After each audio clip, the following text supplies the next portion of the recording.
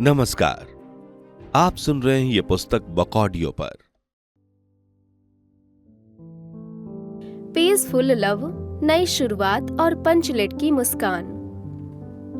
इस तरह लक्ष्य और उसके दोस्त मस्ती किया करते, हंसते, लड़ते और एक साथ खुश रहने की आदत में ढल चुके थे। प्यार के कई रूप होते हैं, लेकिन लक्ष्य को हमेशा सबसे प्यारा रूप लगता था दोस्ती वाला, यारी वाला प्यार।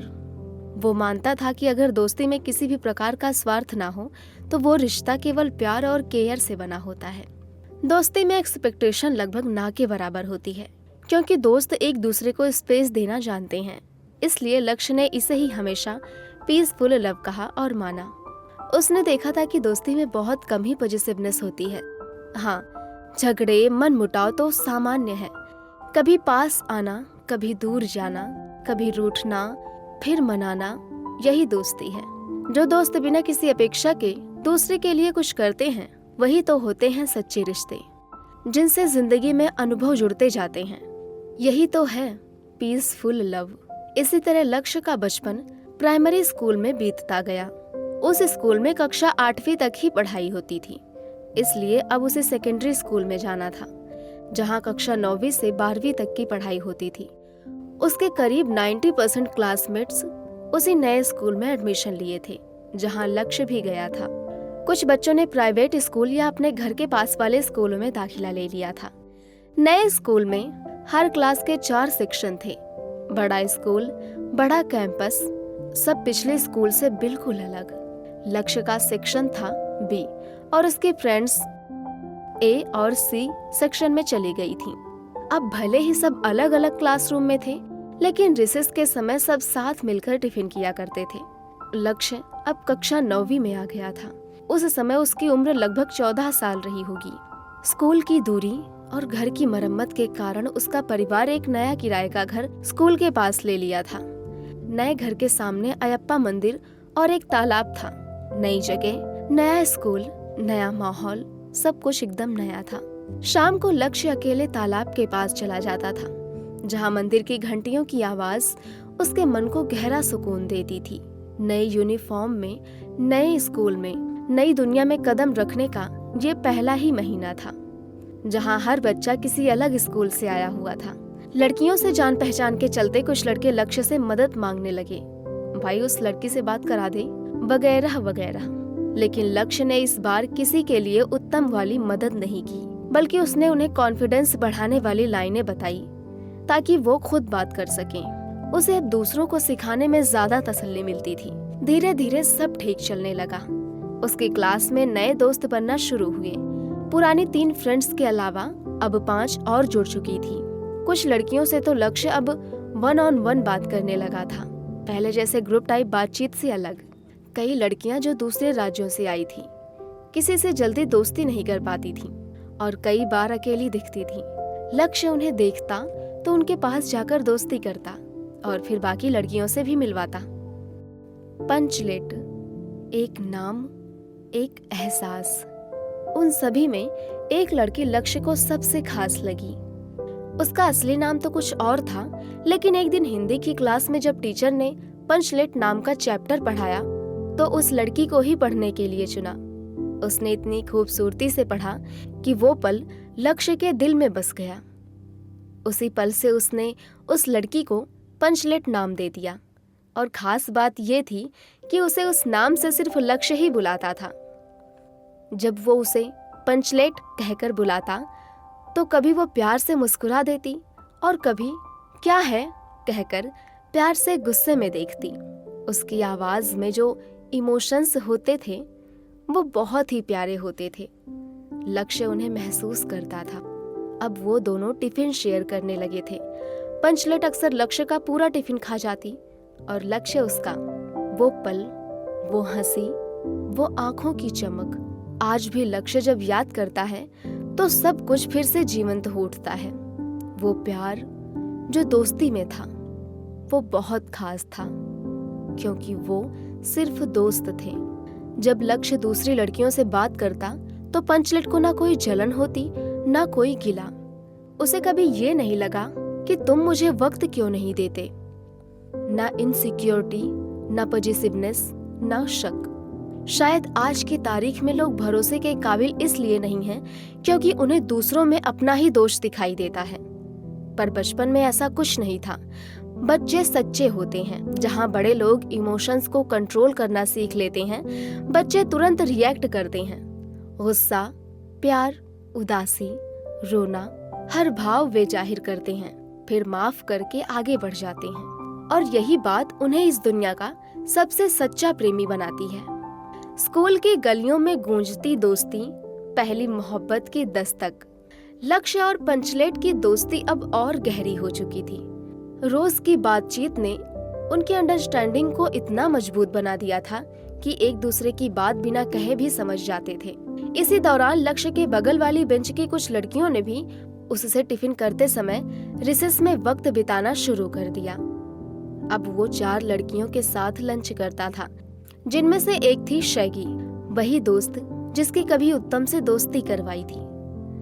बाकी 3, प्रियंका, लक्ष्मी और रुखसार, एक ही स्कूल से आई थी। लक्ष्य जब शैगी से उत्तम के बारे में पूछता तो उसके जवाबों से साफ होता कि वो उसमें कोई इंटरेस्ट नहीं रखती। बस उसके स्वभाव की अच्छाई थी कि वो उससे बात कर लेती, लेकिन हद से आगे कुछ नहीं। स्कूल जाते समय रास्ते में लक्ष्य की किसी न किसी लड़की या लड़कों के ग्रुप से मुलाकात हो जाती थी। उनसे बातें करते हुए साइकिल चलाते समय जो फीलिंग होती थी वो बहुत ही खुशनुमा और सुकून भरी होती थी। क्लासरूम में लक्ष्य सेंटर रो की सेकंड बेंच पर बैठता था। 4 रो थी, 2 लड़कियों की, 2 लड़कों की। डोर के पास लड़कियां, विंडो की तरफ लड़के। 2.5 से 3 फुट की दूरी के बावजूद लक्ष्य 4 बेंच की 8 लड़कियों से आराम से बात कर लिया करता। रिसेस के वक्त पंचलेट हमेशा उसके बेंच के पास आ खड़ी होती। लक्ष्य उसे बैठने को कहता तो वो बहाना बना देती, इतनी देर से बैठी थी, अब थोड़ी देर खड़ी रहना है। और ये वजह भी तो सही थी। उसके अलावा भी बाजू की प्रियंका, शैगी, रुखसार और लक्ष्मी भी साथ बैठकर टिफिन करती। बेंच आपस में जोड़कर हमारा खुद का लंच टेबल बना लिया जाता। लंच के बाद लक्ष्य बाजू क्लास चला जाता और वहां जाकर उनका टिफिन भी खा लेता। उसकी क्लास की लड़कियां थोड़ी शर्मीली थी, जबकि बाजू के क्लास की लड़कियां काफी खुली और एक्सप्रेसिव थी। कभी कभी जब लंच के बाद उनका डांस करने का मन होता तो क्लासरूम का दरवाजा अंदर से बंद कर लिया जाता। लक्ष्य 5-6 लड़कियों के साथ उस बंद कमरे में रहता और सब गाने गाते, नाचते, मस्ती करते। वो पल, वो खुलकर जीने की आजादी आज भी उसकी यादों में जैसे ताजा हवा बनकर बहती है। लक्ष्य के बहुत सारे दोस्त बने थे, जिनमें लड़कियों का रेशियो हमेशा ज्यादा ही रहा। उसे कभी फेमिनिन नेचर की कमी महसूस नहीं हुई। उसकी माँ का ना होना उसे बहुत खलता था, लेकिन दोस्तों में वो प्यार ढूंढने लगा था।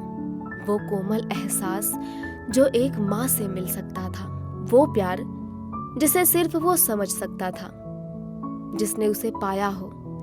इन्हीं प्यारी यादों के बीच एक दिन लक्ष्य की नजर एक लड़की पर पड़ी, विल्मा। वो अक्सर अकेली रहती थी। उसके चेहरे पर कुछ अजीब सी तन्हाई और दर्द झलकता था।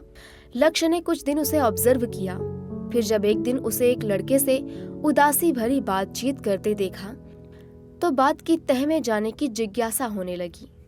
वो समझ गया था कि उन दोनों का ब्रेकअप हो रहा है और शायद विल्मा टूट रही है। लक्ष्य को तब ब्रेकअप शब्द का अनुभव नहीं था, लेकिन उस फीलिंग को उसने पहली बार देखा, पहली बार महसूस किया। धीरे धीरे वो विल्मा के पास गया, उससे बातें करने लगा। वो भी अब उससे खुलकर बात करने लगी थी। एक दोस्ती बन गई थी, लेकिन फीलिंग्स उससे कहीं आगे निकलने लगी थी। पर दोनों ही इजहार नहीं करते थे। एक बार की बात है, बरसात हो रही थी और विल्मा बिना छाते के मार्केट चली गई थी। भीग कर जब वो क्लासरूम में आई तो थोड़ी देर खुद को पोंछकर बाहर जाने लगी। लक्ष्य ने उसे साइड में रोका और कुछ देर रुकने को कहा।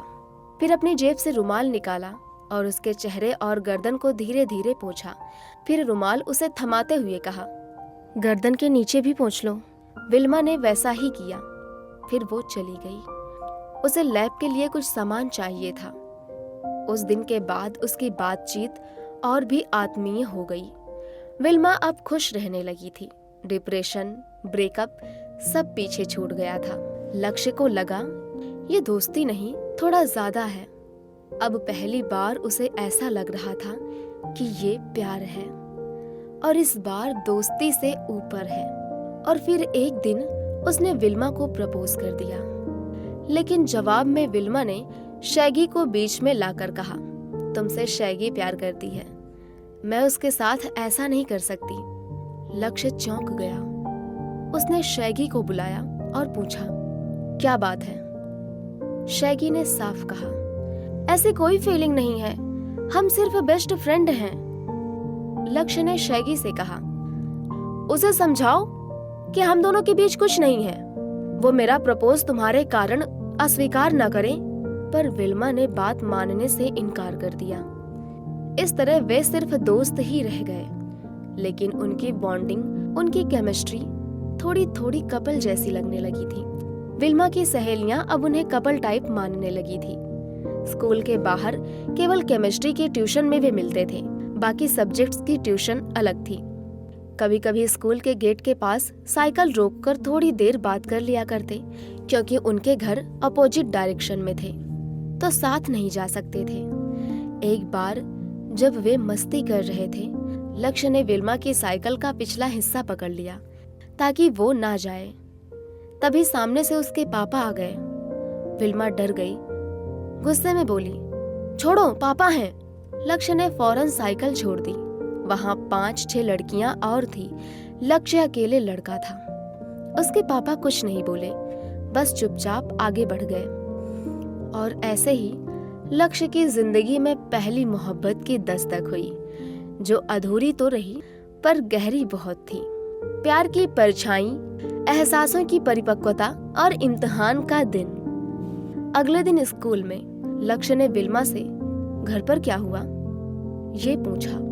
उसने शांत स्वर में जवाब दिया, सब नॉर्मल है, कोई प्रॉब्लम नहीं हुई। लेकिन लक्ष्य को बुरा लग रहा था, क्योंकि उसने विल्मा को एक ऑकवर्ड सिचुएशन में डाल दिया था।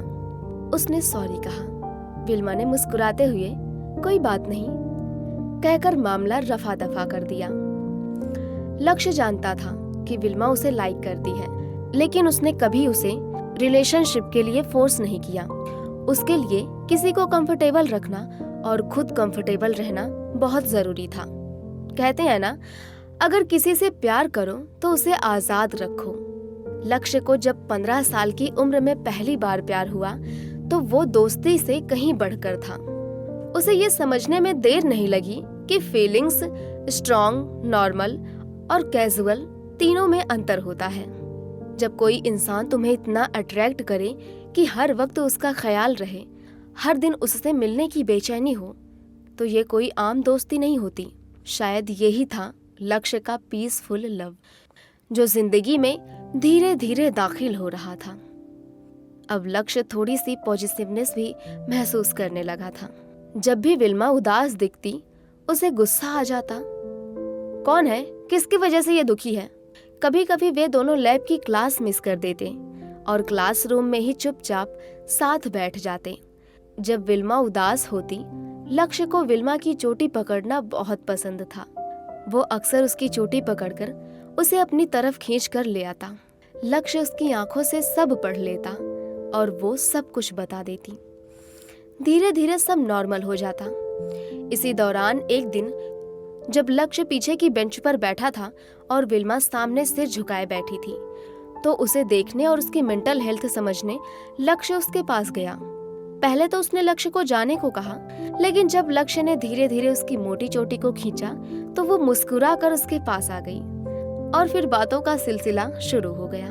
उनकी बातें अक्सर अकेलेपन में होती थी, कभी रोमांटिक तो कभी गंभीर और भावुक। वक्त गुजरता गया, साल बीत गया, एग्जाम हुए और दोनों 10वीं कक्षा में पहुंच गए।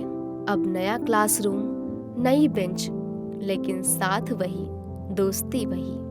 एक दिन लक्ष्य स्कूल में फ्रूट बियर की बोतल लेकर गया। वो बोतल का शेप हूबहू असली बियर बोतल जैसा था। वो खिड़की के पास वाली बेंच पर जाकर बैठा ताकि अगर मुश्किल आई तो बोतल खिड़की से बाहर फेंक सके। जैसे ही विल्मा ने बोतल देखी, वो रोने लगी, बोतल छीनने लगी। लेकिन लक्ष्य ने उसके सामने जिद करके बोतल पीना जारी रखा। आखिरकार जब वो हार कर बैठ गई तो लक्ष्य ने हंसते हुए बोला, ये तो फ्रूट बियर है। विल्मा ने राहत की सांस ली, फिर एक घूंट उसने भी लिया। ये सब एक सोची समझी चाल थी। लक्ष्य जानना चाहता था कि उसके लिए विल्मा के मन में क्या है। वो उसकी पोजीशन को उसके दिल में देखना चाहता था। इस तरह छोटे छोटे पल उन्हें हंसाते, खुशियां देते और उनके बीच का संबंध गहराते चले जाते। अभी आप सुन रहे थे ये पुस्तक बुक ऑडियो पर।